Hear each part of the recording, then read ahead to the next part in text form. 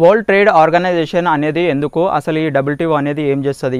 ఈ WTO ఏం చేస్తుంది అంటే రెండు దేశాలు లేకుంటే కొన్ని దేశాల మధ్యలో ట్రేడ్కి సంబంధించిన రూల్స్ అండ్ రెగ్యులేషన్స్ పెడుతుంది. అదే కాకుండా ఏమైనా డిస్ప్యూట్స్ ఉంటే ఈ డిస్ప్యూట్స్ని కూడా క్లియర్ చేస్తుంది. అదే కాకుండా ఫ్రీ అండ్ ఫెయిర్ ట్రేడ్ అన్ని దేశాల మధ్యలో ఉండేటట్టుగా ఈ WTO అనేది చూసుకుంటుంది. కొన్ని అగ్రిమెంట్స్ కూడా ఈ దేశాల మధ్యలో చేసుకుంటారు. అగ్రిమెంట్స్ పైన సైన్స్ కూడా చేస్తారు. ఈ WTO అనేది 1995లో 123 దేశాలు కలిసి దీనిని స్థాపించారు. దానికంటే ముందు దీనిని గ్యాట్ అంటుండే. గ్యాట్ అంటే general agreement on tariffs and trade అన్నమాట. దీనిని అంతకుముందు గ్యాట్ అంటుండే. ఇప్పుడు ప్రస్తుతానికైతే ఈ WTOలో 166 దేశాలు ఉన్నాయి. ఈ WTOకు సంబంధించిన మినిస్ట్రియల్ కాన్ఫరెన్స్ రీసెంట్గా ఎక్కడ జరిగిందంటే మన UAEలోని అబుదాబిలో జరిగింది. ఇక్కడ ఈ WTOకు సంబంధించిన హెడ్ క్వార్టర్స్ ఎక్కడ ఉంటాయంటే స్విట్జర్లాండ్లోని జెనీవాలో ఉంటాయి.